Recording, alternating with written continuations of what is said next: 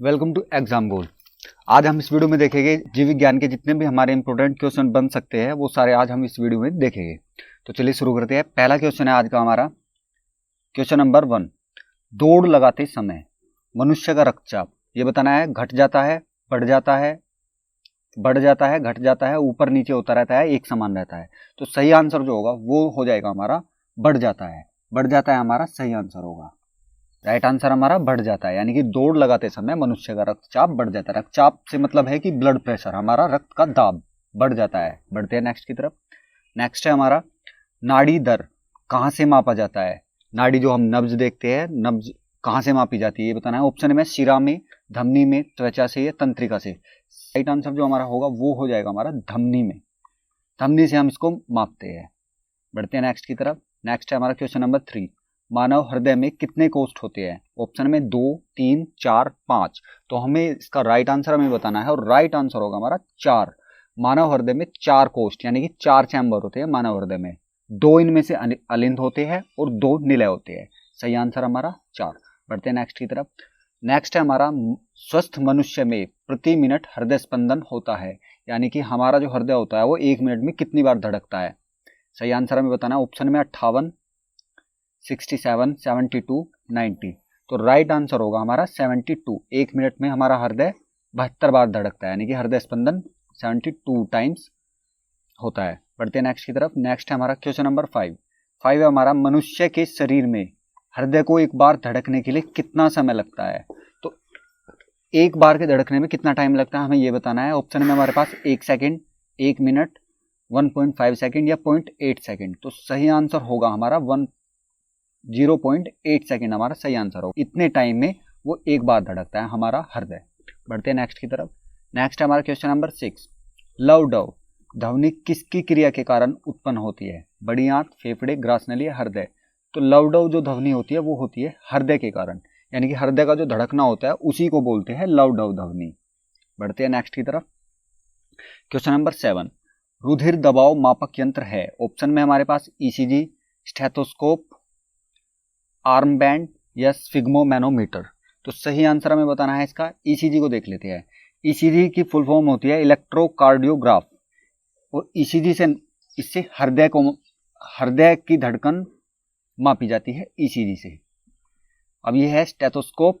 इसका use doctor करते हैं जो कि अपने गले में लटका कर रखते हैं, उसी को बोलते हैं स्टेथोस्कोप।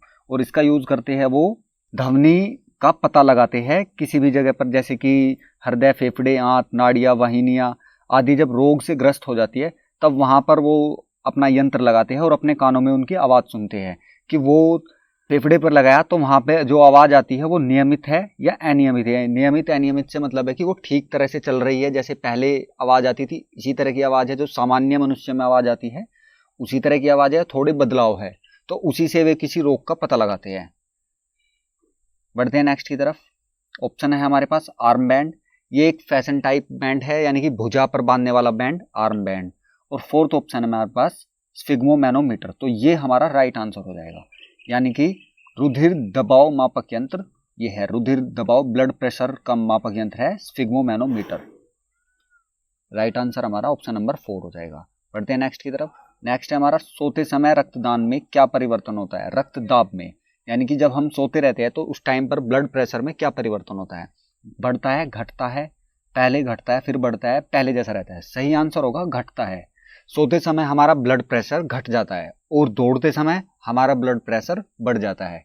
और ब्लड प्रेशर जो नापते हैं हम वो किससे नापते हैं, वो नापते हैं हम स्फिग्मोमैनोमीटर से। तो बढ़ते हैं नेक्स्ट की तरफ। नेक्स्ट है हमारा पेसमेकर का क्या कार्य है। मूत्र बनने का नियमन, पाचन क्रिया का नियमन, सांस क्रिया का प्रारंभ करना या दिल की धड़कन प्रारंभ करना। तो सही आंसर हमारा ऑप्शन नंबर 4 होगा, दिल की धड़कन प्रारंभ करना। ये जो पेसमेकर है ये एक कृत्रिम उपकरण है जिसका यूज हम दिल के रोगी के लिए किया जाता है, यानी कि अगर किसी का दिल, हृदय धीरे धड़क रहा हो तो वो उसको तेज कर देता है, और अगर किसी का हृदय तेजी से धड़क रहा हो तो उसको धीरे कर देता है। यानी कि ये पेसमेकर एक दिल की, हृदय की धड़कन को नियंत्रित करता है पेसमेकर, और ये इस्तेमाल किया जाता है दिल के मरीजों के लिए। बढ़ते हैं नेक्स्ट की तरफ। पेसमेकर का संबंध किससे है? गुर्दा, दिमाग, हृदय, फेफड़े। पहले क्वेश्चन में मैंने बताया कि इसका संबंध हृदय से है। ये हृदय की जो धड़कन होती है उनको नियंत्रित करता है। बढ़ते हैं नेक्स्ट की तरफ। नेक्स्ट है हमारा क्वेश्चन नंबर 11। सर्वप्रथम रक्त परिसंचरण तंत्र का अध्ययन किसने किया था? तो सही आंसर हमें बताना है प्लैंडस्टीनर, ब्राउन, हार्वे या कार्नबर्ग। तो सर्वप्रथम रक्त परिसंचरण तंत्र का अध्ययन जो किया था वो किया था विलियम हार्वे ने। सही आंसर हमारा ऑप्शन नंबर 3 हो जाएगा, विलियम हार्वे रक्त परिसंचरण तंत्र से संबंधित है। बढ़ते हैं नेक्स्ट की तरफ। नेक्स्ट हमारा क्वेश्चन नंबर 12। मानव शरीर में भोजन का अवशोषण कहाँ सर्वाधिक होता है? अवशोषण से मतलब है कि उसका चूषण या फिर मतलब उसको यूज में लेना, भोजन का जो यूज में लेना है होता है वो कहाँ पर होता है? यकृत, अमाशय, छोटी आंत या बड़ी आंत। तो सही आंसर जो होगा वो हो जाएगा हमारा छोटी आंत। यहाँ पर 90% भोजन का अवशोषण होता है। सबसे ज्यादा अवशोषण होता है छोटी आंत में। बढ़ते हैं नेक्स्ट की तरफ। नेक्स्ट है हमारा प्रोटीन का पाचन कहाँ से प्रारंभ होता है? तो इसका जो पाचन होता है प्रोटीन का पाचन हो जाता है मुख गुहा से स्टार्ट हो जाता है और ये नीचे तक ये प्रक्रिया चलती रहती है और पूरी प्रक्रिया बड़ी आंत तक ये प्रक्रिया चलती है। और इसका सही आंसर होगा यानी कि हमारे मुख गुहा से ये पाचन क्रिया प्रारंभ हो जाती है प्रोटीन की। बढ़ते हैं नेक्स्ट की तरफ। नेक्स्ट हमारा क्वेश्चन नंबर 14।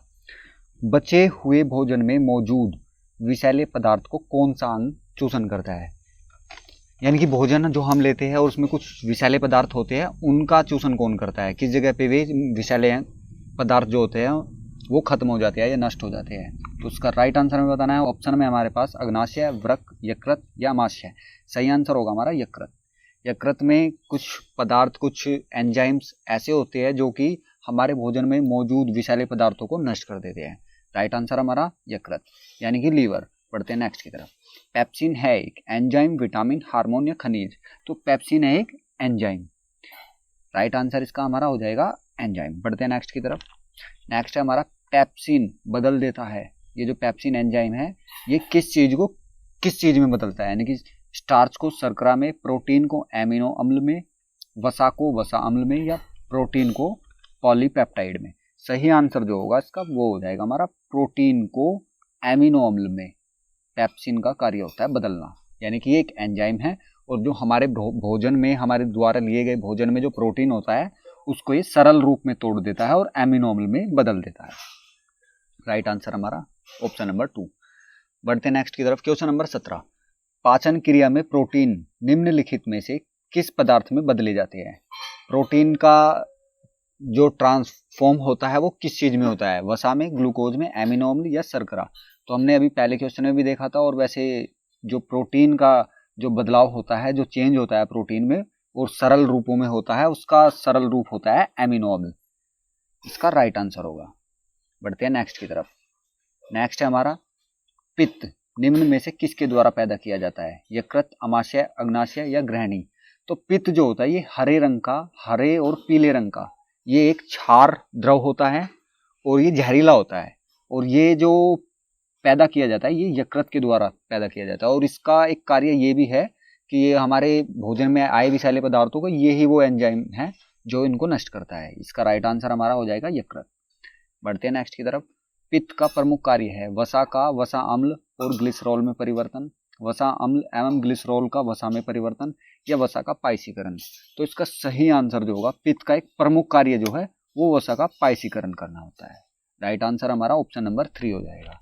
बढ़ते हैं नेक्स्ट की तरफ। नेक्स्ट है हमारा मानव के अमाशय में अम्ल एक्स उत्पन्न होता है जो भोजन को पचाने में सहायक करता है। एक्स क्या है? सिट्रिक अम्ल है, मेथनॉलिक अम्ल है, हाइड्रोक्लोरिक अम्ल है या एसिटिक अम्ल है? जो ये अम्ल एक्स है जो मानव के अमाशय में होता है ये होता है हमारा हाइड्रोक्लोरिक अम्ल। राइट आंसर हमारा ऑप्शन नंबर 3 हो जाएगा। बढ़ते हैं नेक्स्ट की तरफ। नेक्स्ट है हमारा क्वेश्चन नंबर 21। लार किसके पाचन में सहायक होती है? प्रोटीन, स्टार्च, फाइबर या वसा? जो लार होती है वो मुख गुहा से निकलती है, मुख की जो ग्रंथि होती है लार वहां से निकलती है। और ये किसके पचाने में सहायक होती है? ये होती है लार जो होती है वो स्टार्च को पचाने में सहायक होती है और इसका चेंज कर देती है ये ग्लूकोज में। स्टार्च का चेंज ट्रांसफॉर्म करती है ग्लूकोज में। तो सही आंसर हमारा हो जाएगा ये। बढ़ते हैं नेक्स्ट की तरफ। नेक्स्ट है हमारा पेट में भोजन पचाने के लिए निम्नलिखित में से किसकी आवश्यकता होती है? हवा, पानी या एंजाइम? या खनिज। पाचन क्रिया होती है उसमें सबसे जरूरी पेट में एंजाइम होने चाहिए, तभी हम किसी चीज को पचा पाते हैं, क्योंकि जो हम भोजन लेते हैं वो एक हार्ड टाइप होता है और इसको सरल रूप में बनाने के लिए एंजाइम का प्रयोग किया जाता है और उससे ही ये सरल रूप में बदलते हैं। हमारा जो भोजन हार्ड तरीके से होता है, जो मतलब एक कठिन संरचना में होता है, वो सरल संरचना में बदल जाता है और ये एंजाइम उसके लिए आवश्यक होते हैं। राइट आंसर हमारा ऑप्शन नंबर 3। बढ़ते हैं नेक्स्ट की तरफ। नेक्स्ट है हमारा क्वेश्चन नंबर 23। लार में कौन सा एंजाइम पाया जाता है? रेजिन, टेनिन, टाइलिन या रेनिन? तो सही आंसर जो होगा हमारा, सही आंसर तो होगा टाइलिन। ऑप्शन नंबर 3 हमारा राइट आंसर होगा। टाइलिन का कार्य क्या है? जो स्टार्च को ग्लूकोज में बदलता है। राइट आंसर हमारा टाइलिन।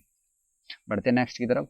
नेक्स्ट है हमारा, शरीर के लिए एंजाइम आवश्यक होते हैं क्योंकि यह शरीर को ऊर्जा प्रदान करते हैं। एंजाइम यह तंत्रिका क्रियाओं को नियंत्रित करते हैं, यह शरीर के रचनात्मक भाग है, या यह जीव रासायनिक क्रियाओं के उत्प्रेरक है। तो जो शरीर के लिए एंजाइम होते हैं, शरीर के लिए एंजाइम आवश्यक किस लिए होते हैं? ये होते हैं, यह जीव रासायनिक क्रियाओं के उत्प्रेरक होते हैं। यह हमारा आंसर हो जाएगा। ये करते क्या है? ये इनकी उपस्थिति में, एंजाइम की उपस्थिति में रासायनिक क्रियाओं की गति बढ़ जाती है, तो इसलिए ये आवश्यक होते हैं। यानी कि हमारे भोजन को पचाने में ये सबसे अहम रोल निभाते हैं, एंजाइम्स। बढ़ते हैं नेक्स्ट की तरफ। नेक्स्ट है हमारा ऑप्शन नंबर 26। पाचन तंत्र का हिस्सा नहीं है। यकृत पाचन तंत्र का हिस्सा है। पित्ताशय ये भी पाचन तंत्र का हिस्सा है। आंत में भी पाचन होता है। अब ये कार्निया, कार्निया है ये आंख का पार्ट, ये आंख के पार्ट में आता है कार्निया। और कार्निया इसके बारे में बता दूं, ये ही वो पार्ट है जिसका हम दान करते हैं, मतलब जैसे नेत्र दान करते हैं तो कार्निया का यूज किया जाता है, कार्निया को हम देते हैं, पूरी आंख ना देकर कार्निया। क्वेश्चन बन जाता है कि आंख के किस भाग का हम दान करते हैं, तो वो कार्निया का करते हैं। ऑप्शन नंबर 3 हमारा सही आंसर हो जाएगा। पाचन तंत्र का हिस्सा नहीं है कार्निया। बढ़ते हैं नेक्स्ट की तरफ। नेक्स्ट है हमारा क्वेश्चन नंबर 27। मानव की पाचन नली में लगभग कितने फीट लंबी होती है? यानी कि मानव की जो पाचन नली है वो ऊपर से लेकर नीचे तक कितने फीट लंबी है जहाँ पे पाचन होता है? ऑप्शन में है 16, 18, 22 या 32। तो सही आंसर हमारा राइट आंसर होगा ऑप्शन नंबर 4, 32। और कहीं कहीं पे 33 भी होती है, 33। तो 33 या 32 दोनों हमारे राइट आंसर हो जाएंगे, दोनों एक साथ कभी नहीं आएगा। बढ़ते हैं नेक्स्ट की तरफ। नेक्स्ट है हमारा क्वेश्चन नंबर 28। मनुष्य के जीवन काल में कितने दांत 2 बार विकसित होते हैं? यानी कि दूध के दांत कितने होते हैं? 4, 12, 20 या 28। सामान्यतः जो मनुष्य में दांत होते हैं वो 32 होते हैं सामान्यतः, और जो दूध के दांत होते हैं वो होते हैं 20 दांत। ये दूध के दांत होते हैं जो कि 6 से 12 वर्ष तक ये टूटने प्रारंभ हो जाते हैं और टूटकर इनकी जगह पर स्थायी दांत हो जाते हैं। तो राइट आंसर हमारा 20 हो जाएगा। बढ़ते हैं नेक्स्ट की तरफ। नेक्स्ट है हमारा क्वेश्चन नंबर 29। अस्थिया एवं पेशिया को आपस में जोड़ता है लिगामेंट, टेंडन, उपास्थि, एक नई छोटी पेशी। सही आंसर होगा, बहुत ही मोस्ट इंपोर्टेंट क्वेश्चन है। अस्थिया और पेशियों को आपस में जोड़ा जाता है टेंडन के द्वारा। सही आंसर हमारा ऑप्शन नंबर 2 हो जाएगा। Question number 30। वृद्धावस्था में मनुष्य की हड्डियां क्यों कमजोर हो जाती है? ऑप्शन में हमारे पास आयोडीन की कमी से, लोहे की कमी से, कोबाल्ट की कमी से, कैल्शियम की कमी से। तो सही आंसर होगा, हड्डियों में होता है कैल्शियम, हड्डियों में होता है कैल्शियम और उसकी कमी से हड्डियां कमजोर हो जाती है। तो सही आंसर होगा, कैल्शियम की कमी से वृद्धावस्था में मनुष्य की हड्डियां कमजोर हो जाती है। बढ़ते हैं नेक्स्ट की तरफ। दांतों तथा हड्डियों में पाया जाने वाला तत्व है। ऑप्शन में पोटेशियम व कैल्शियम, कैल्शियम व मैग्नीशियम, कैल्शियम व फास्फोरस या फास्फोरस व सल्फर। सही आंसर जो होगा, दांतों में तो होता है फास्फोरस, ठीक है, और हड्डियों में होता है कैल्शियम। तो कैल्शियम और फास्फोरस कौन से ऑप्शन में आ रहे हैं? कैल्शियम और फास्फोरस ऑप्शन नंबर 3 में आ रही है। यानी कि दांतों में तो हो गया फास्फोरस, दांतों के लिए तो ये फास्फोरस हो गया, और हड्डियों के लिए कैल्शियम हो गया। सही आंसर हमारा ऑप्शन नंबर 3 हो जाएगा। बढ़ते हैं नेक्स्ट की तरफ। नेक्स्ट है हमारा, मानव शरीर के किस अंग की हड्डी सबसे लंबी होती है? मेरुदंड, जांग, रिबकेज या भुजा। तो सही आंसर जो होगा, ये पूछा है कि मानव शरीर की सबसे लंबी हड्डी कौन सी है, तो वो होती है जांग की हड्डी, जिसको बोलते हैं फीमर, जांग की हड्डी। ये हमारा राइट आंसर हो जाएगा, ऑप्शन नंबर 2। बढ़ते हैं नेक्स्ट की तरफ। Question number 33। टिबिया नामक हड्डी किस में पाई जाती है? खोपड़ी में? गलत। टांग, भुजा या मुंह? भुजा में भी नहीं, मुंह में भी नहीं। ये राइट आंसर होगा हमारा टांग। टिबिया कहाँ पे होती है? वो जो घुटने के नीचे की जो हड्डी होती है, घुटना हो गया जैसे हमारा घुटना हो गया, और ये जो नीचे की हड्डी होती है, ये वाली 2 हड्डी होती है यहाँ पे घुटने के नीचे, तो ये एक टिबिया होती है और एक ये फिबुला होती है।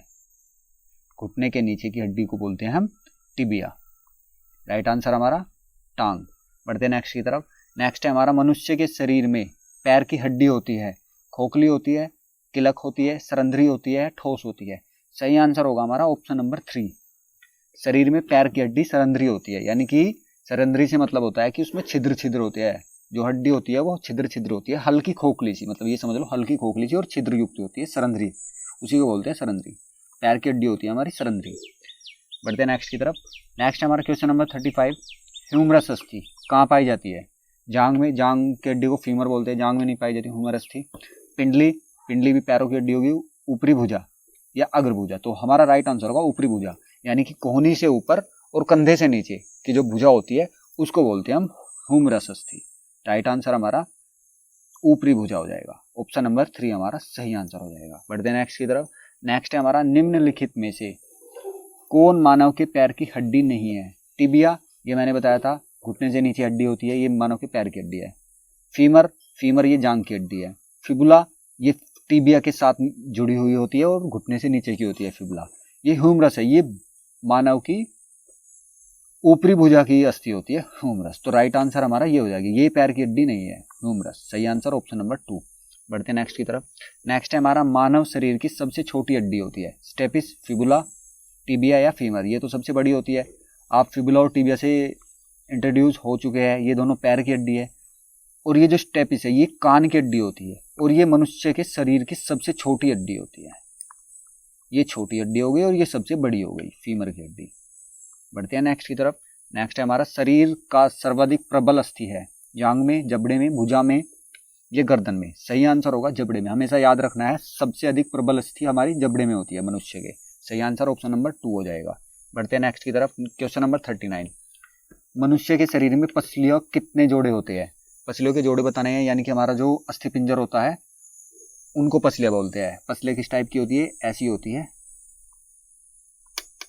बीच में ऐसे ऐसे ऐसे, यहाँ पे हमारा दिल होता है, हृदय होता है, और यहाँ फिर हमारी गर्दन होती है। तो मनुष्य के जो पेट से ऊपरी भाग जो होता है हमारा अस्थिपिंजर, वो होता है अस्थियां।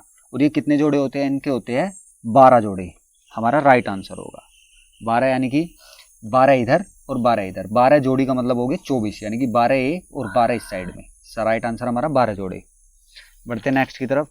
नेक्स्ट है हमारा क्वेश्चन नंबर 40 है हमारा, मनुष्य की खोपड़ी में कितनी अस्थियां होती है? 8, 30, 32 या 34?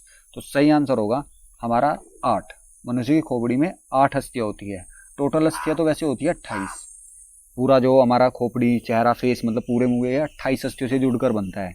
इनमें से 8 तो मस्तिष्क के चारों ओर का खोल जो होता है उसमें लगी होती है, यानी कि ये जो पूछा है खोपड़ी, खोपड़ी में 8 तो खोपड़ी में होती है। 14 हमारे चेहरे का कंकाल बनाती है, 14 हमारे चेहरे का कंकाल बनाती है, और 6 अस्थियां हमारे मध्य कर्ण यानी कि कान की अस्थियां होती है 6।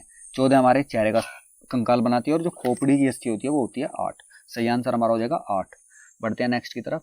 नेक्स्ट है हमारा, नवजात शिशु में हड्डियों की संख्या लगभग कितनी होती है? 200, 206, 300 या 350? तो सही आंसर होगा 300। लगभग 300 हड्डियां शिशु में होती है, और जो हम वयस्क होते चले जाते हैं, बड़े होते चले जाते हैं, तो ये हड्डियां हो जाती है 206। तो बच्चे में जो होती है 300, और ये फिर 206 कैसे रह जाती है? ये हड्डियां जैसे जैसे हमारा शरीर विकसित होता रहता है, हम बड़े होते रहते हैं, उस टाइम हड्डियां आपस में एक दूसरे से चिपकने लगती है, यानी कि एक दूसरे में जुड़कर वो एक हो जाती है, और फिर लास्ट तक चिपकते चिपकते वो 206 रह जाती है। राइट आंसर तो आ जाएगा हमारा 300। शिशु में हड्डियां 300 और एक वयस्क मनुष्य में हड्डियां 206 होती है। इस क्वेश्चन का आंसर होगा हमारा 300। तो आज के लिए क्वेश्चन की सीरीज हमारी खत्म हो गई है, और मैं ऐसे ही अगली वीडियो फिर से लेकर आऊँगा जीव विज्ञान के ऊपर, और हम सारे के सारे वो क्वेश्चन देखेंगे जो हमारे एग्जाम के हिसाब से महत्वपूर्ण है। और उम्मीद करता हूँ आपको ये वीडियो अच्छी लगी होगी, और अच्छी लगी हो तो प्लीज़ लाइक कीजिए वीडियो को और चैनल को सब्सक्राइब कीजिए। Thank you.